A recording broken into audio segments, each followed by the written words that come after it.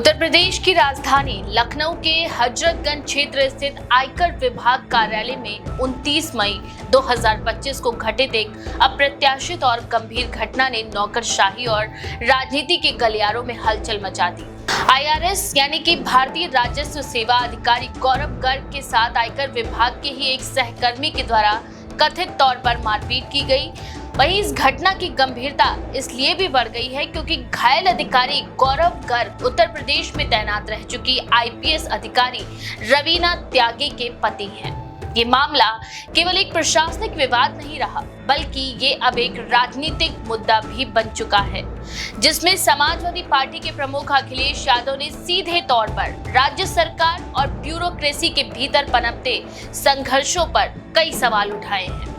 अखिलेश यादव ने इस घटना को अधिकारी बनाम अधिकारी की संज्ञा दी और कहा कि अब तक उत्तर प्रदेश में पुलिस बनाम पुलिस की घटनाएं सामने आती रही हैं, लेकिन अब नौकरशाही में अधिकारी बनाम अधिकारी की प्रवृत्ति जन्म ले चुकी है।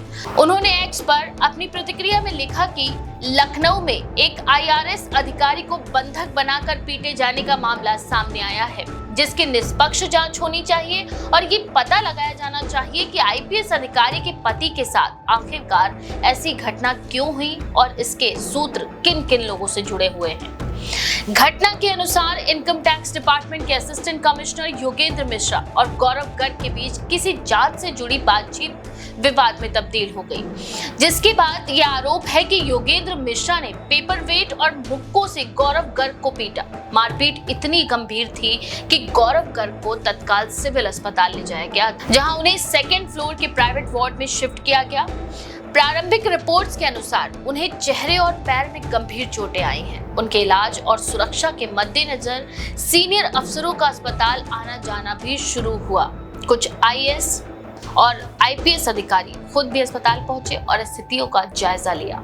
ये घटना उत्तर प्रदेश की नौकरशाही में कार्य संस्कृति और अधिकारियों के बीच संबंधों को लेकर गहरी चिंता खड़ी करती है। साल 2014 बैच के अधिकारी योगेंद्र मिश्रा पहले से ही एक विभागीय जांच का सामना कर रहे थे। हालांकि घटना की असली वजह को लेकर कई मतभेद हैं, लेकिन जिस तरह से ये विवाद हिंसा में तब्दील हुआ वह स्पष्ट संकेत देता है कि सरकारी विभागों के भीतर संवाद और अनुशासन की गंभीर कमी हो चुकी है।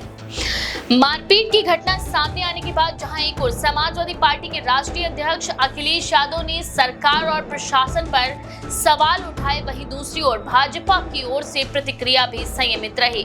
भाजपा प्रदेश अध्यक्ष भूपेंद्र चौधरी खुद अस्पताल पहुंचे और घायल गौरव गर्ग से मुलाकात भी की। मीडिया से बातचीत में उन्होंने कहा कि वे केवल अधिकारी का हालचाल जानने आए हैं और इस घटना को राजनीतिक चश्मे से ना देखा जाए। उन्होंने ये भी कहा कि ये राजनीतिक विषय नहीं, कानून अपना काम करेगा। मुझे विश्वास है कि दोषियों पर सख्त कार्रवाई होगी। भाजपा प्रदेश अध्यक्ष ने ये भी स्पष्ट किया कि घायल अधिकारी की स्थिति अब स्थिर है। उनके चेहरे और पैरों में चोटें आई हैं, लेकिन चिकित्सीय देखभाल जारी है। उन्होंने ये भी कहा कि ऐसे मामले में निष्पक्ष जांच होनी चाहिए और दोषी चाहे जो भी हो, कानून को अपना काम करने देना चाहिए। इसी बीच कई वरिष्ठ नौकरशाह और रिटायर्ड सिविल सेवा अधिकारियों ने इस मामले पर चिंता जताई है। उनका ये कहना है कि ये घटना केवल एक पर्सनल स्कफल नहीं, बल्कि नौकरशाही के भीतर मौजूद मनोवैज्ञानिक और प्रशासनिक दबावों की परिणति है। भारत में प्रशासनिक अधिकारियों की नियुक्ति, जांच और निगरानी की व्यवस्थाएं जिस तरह से प्रभावित होती रही हैं, उनमें से इस प्रकार की घटनाएं असामान्य नहीं रह गई। इस घटनाक्रम में दो बातें सबसे ज्यादा अहम हैं। पहली ये कि पीड़ित अधिकारी का IPS अधिकारी रवीना त्यागी से पारिवारिक संबंध है और दूसरी आरोपी अधिकारी योगेंद्र मिश्रा का विभागीय जांच में होना। ये दोनों ही बातें दर्शाती हैं कि मामला केवल एक तत्कालिक विवाद नहीं, बल्कि एक लंबी पृष्ठभूमि और अंदरूनी टकराव की उपज भी हो सकता है। गौरव गर्ग की पत्नी रवीना त्यागी उत्तर प्रदेश की उन गिनी चुनी वरिष्ठ महिला IPS अधिकारियों में शामिल रही हैं, जिन्होंने कानून व्यवस्था और प्रशासनिक क्षेत्रों में उल्लेखनीय कार्य किए हैं। उनके पति के साथ इस तरह की सार्वजनिक हिंसा ने नौकरशाही में सेक्शनल लॉयल्टी, पॉलिटिकल एक्सपोजर और प्रोफेशनल एथिक्स जैसे गंभीर मुद्दों को भी जन्म दे दिया है। कई जानकारों का ये मानना है कि इस मामले की उच्च स्तरीय जांच होनी चाहिए और केवल आरोपी अधिकारी पर नहीं बल्कि पूरे विभागीय संरचना पर सवाल खड़े होने चाहिए। वहीं राजनीतिक प्रतिक्रियाओं की बात की जाए तो समाजवादी पार्टी इस घटना को भाजपा सरकार की निष्क्रिय निगरानी और बिगड़ते प्रशासनिक संतुलन का प्रतीक मान रही है। अखिलेश यादव ने बार बार कहा है कि भाजपा शासन में अफसरशाही बेलगाम होती जा रही है और ये घटना उसी का परिणाम है। उन्होंने प्रशासनिक अनुशासन को पुनर्स्थापित करने और पारदर्शी जांच की भी मांग उठाई है। वहीं दूसरी ओर भाजपा इस घटना को एक इंसिडेंटल डिस्टरबेंस मानते हुए इसे दूरी बना रही है। भाजपा नेताओं का कहना है कि कानून अपना काम कर रहा है और इसमें कोई राजनीतिक हस्तक्षेप नहीं होना चाहिए। हालांकि भाजपा नेताओं की ये बात अपने आप में विरोधाभासी भी प्रतीत होती है, क्योंकि पार्टी के ही प्रदेश अध्यक्ष खुद अस्पताल जाकर मामले में सक्रिय भूमिका निभा चुके हैं। लखनऊ पुलिस और प्रशासन इस घटना पर फिलहाल जांच प्रक्रिया में है। हजरतगंज पुलिस ने दोनों अधिकारियों के बयान लिए और सीसीटीवी फुटेज की मदद से इस पूरे घटनाक्रम की कड़ियां भी जोड़ी जा रही हैं। अस्पताल की सुरक्षा बढ़ा दी गई है और दोनों परिवारों को पुलिस संरक्षण भी दिया गया है।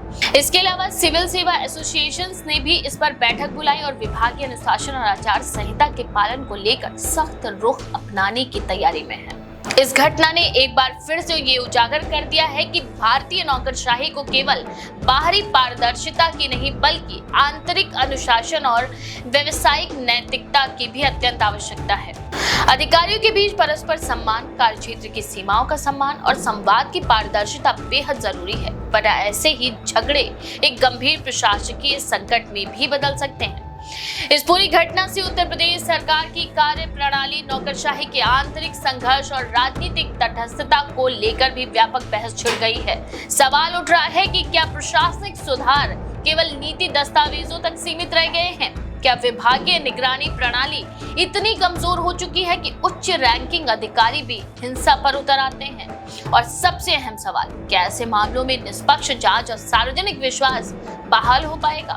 जहां एक ओर समाजवादी पार्टी से सत्ता संरचना में खोट बता रही है, वहीं भाजपा इसे सहयोग मान रही है। लेकिन जमीनी सच्चाई ये है कि इस घटना ने उत्तर प्रदेश के प्रशासनिक ढांचे की कमजोरियों को नग्न रूप में सामने लाकर रख दिया है। यदि इस मामले की निष्पक्ष और पारदर्शी जांच नहीं होती है तो ये एक खतरनाक नजीर भी बन सकता है और भविष्य में अधिकारियों के बीच आपसी भरोसे को पूरी तरह खत्म कर सकता है। सरकार और प्रशासन दोनों को अब ये तय करना होगा कि वे इस घटना को महज एक दुर्घटना मानकर छोड़ देंगे या इसे एक अवसर की तरह लेंगे, एक ऐसा अवसर जिसमें वे नौकरशाही के भीतर की दरारों को भरने की पहल कर सकते हैं। यह समय केवल बयान देने का नहीं बल्कि ठोस कदम उठाने का भी है, क्योंकि जब अफसरशाही के स्तंभ आपस में टकराते हैं तो उनकी चोट केवल व्यक्तियों को नहीं पूरे राज्य की व्यवस्था को लगती है।